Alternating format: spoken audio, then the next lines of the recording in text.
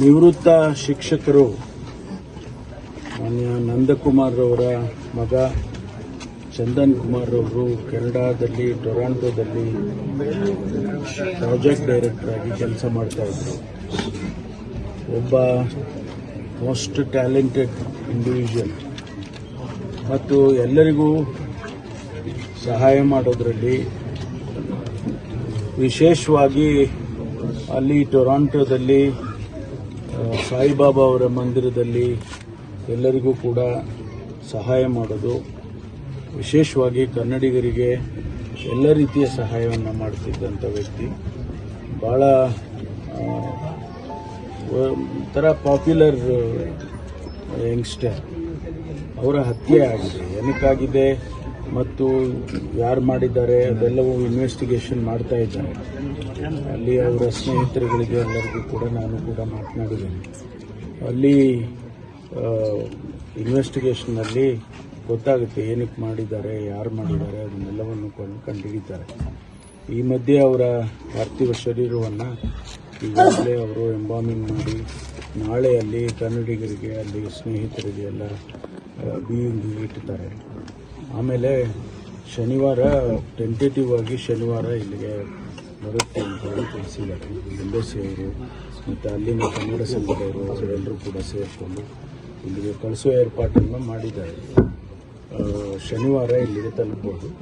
ನಮ್ಮ ಏರ್ಪೋರ್ಟ್ನಲ್ಲಿ ಏನೆಲ್ಲ ಪ್ರೊಸೀಜರ್ಸ್ ಇದೆ ಅದಕ್ಕೆಲ್ಲ ಸರ್ಕಾರ ಅದನ್ನು ಸಹಾಯ ಮಾಡಿಕೊಂಡು ಇಲ್ಲಿಗೆ ತರೋದಕ್ಕೆ ಈಗಾಗಲೇ ನಾನು ಸೂಚನೆ ಕೊಟ್ಟಿದ್ದೇನೆ ಮತ್ತು ಜಿಲ್ಲಾಧಿಕಾರಿಗಳು ಮತ್ತು ಈಗ SP ಅವರೆಲ್ಲರೂ ಕೂಡ ಮಾಡ್ತಾರೆ. ಭಾಳ ವಿಷಾದಕರವಾದಂಥ ಸಂಗತಿ. ಅವರಿಗೆ, ಅವರ ಸ್ನೇಹಿತರಿಗೆ, ವಿಶೇಷವಾಗಿ ತಂದೆ ತಾಯಿಗಳಿಗೆ ಒಬ್ಬನೇ ಮಗ ಅವರು ಇವತ್ತು ಅವನ್ನ ಕಳ್ಕೊಂಡಿರ್ತಕ್ಕಂಥದ್ದು ಖಂಡಿತವಾಗಿ ಯಾವುದೇ ತಂದೆ ತಾಯಿಗೆ ಅತೀವ ದುಃಖ ಆಗ್ತಕ್ಕಂಥದ್ದು. ನಾವು ಕೂಡ ಆ ದುಃಖದಲ್ಲಿ ನಾವೆಲ್ಲ ಭಾಗಿಯಾಗಿದ್ದೇವೆ. ಅವನ ಆತ್ಮಕ್ಕೆ ಶಾಂತಿ ಸಿಗಲಿ ಮತ್ತು ಅವರ ತಂದೆ ತಾಯಿಗಳಿಗೆ ಆ ನಷ್ಟವನ್ನು ಭರಿಸ್ತಕ್ಕಂಥ ಶಕ್ತಿ ಭಗವಂತ ಕೊಡಲಿ ಅಂತೇಳಿ ನಾನು ಕೂಡ ಪ್ರಾರ್ಥನೆ ಮಾಡ್ತೇನೆ. ನಾವೆಲ್ಲರೂ ನೀವೆಲ್ಲ ನಾವು ಇಲ್ಲಿ ಇರ್ತಕ್ಕಂಥ ಸ್ಥಳೀಕರೆಲ್ಲರೂ ಕೂಡ ಭಾಳ ಮೇಷ್ಟ್ರ ಜೊತೆಯಲ್ಲಿ ಆ ನೋವನ್ನು ಹಂಚ್ಕೊಳ್ತಕ್ಕಂಥ ಕೆಲಸವನ್ನು ನಾವೆಲ್ಲರೂ ಮಾಡೋಣ ಅಂತಕ್ಕಂಥ ಮಾತನ್ನು ಈ ಸಂದರ್ಭದಲ್ಲಿ ಹೇಳಲಿಕ್ಕೆ. ಈ ಕೆನಡಾದಲ್ಲಿ ಇದೇ ಮೊದಲನೇ ಬಾರಿ ಒಬ್ಬ ಕನ್ನಡಿಗ ಹತ್ಯೆ ಆಗಿರ್ತಕ್ಕಂಥದ್ದು ನನಗೆ ಬಂದಿರುವ ಮಾಹಿತಿ. ಇದೇ ಮೊದಲನೇ ಬಾರಿ ಕನ್ನಡಿಗನೊಬ್ಬನ ಹತ್ಯೆ ಆಗಿರೋದು. ಇನ್ನು ಮುಂದೆ ಆ ರೀತಿ ಆಗಬಾರ್ದು ಮುಂದೆ ಅಂತ ಹೇಳಿ ಅದು ಅಲ್ಲಿನ ಸರ್ಕಾರ ಈಗಾಗಲೇ ಅವರು ತನಿಖೆ ಆದೇಶ ಮಾಡಿದ್ದಾರೆ, ತನಿಖೆ ಪ್ರಾರಂಭ ಮಾಡಿದ್ದಾರೆ. ಏನು ಅಂತ ಆಮೇಲೆ ಗೊತ್ತಾಗುತ್ತೆ.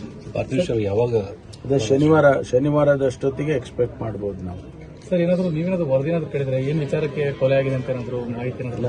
ಅವರು ಇನ್ವೆಸ್ಟಿಗೇಷನ್ ಮಾಡಿ ಎಂಬೆಸಿಗೆ ಕೊಡ್ತಾರೆ. ಇಂಡಿಯನ್ ಎಂಬೆಸಿಗೆ ಅವರು, ಯಾಕೆಂದ್ರೆ ಅದು ನಾವು ರಾಜ್ಯ ಸರ್ಕಾರ ಮಾಡೋದಿಲ್ಲ, ಹೇಳ್ತೇವೆ ನಾವು ಕೂಡ, ಆದರೆ ಎಂಬೆಸಿ ಇಂಡಿಯನ್ ಎಂಬೆಸಿಗೆ ತಿಳಿಸ್ತಾರೆ ಅವರು. ಆಮೇಲೆ ನಮ್ಮಲ್ಲಿ ಎಕ್ಸ್ಟರ್ನಲ್ ಅಫೇರ್ಸ್ ಮಿನಿಸ್ಟ್ರಿಯಿಂದ ನಾವು ಮಾಹಿತಿ ತಗೊಳ್ತೀವಿ. ಮತ್ತಷ್ಟು ಸುದ್ದಿಗಳಿಗಾಗಿ ನೋಡ್ತಾ ಇರಿ ಪಬ್ಲಿಕ್ ನ್ಯೂಸ್ 24x7. ಇದು ಸತ್ಯದ ಧ್ವನಿ.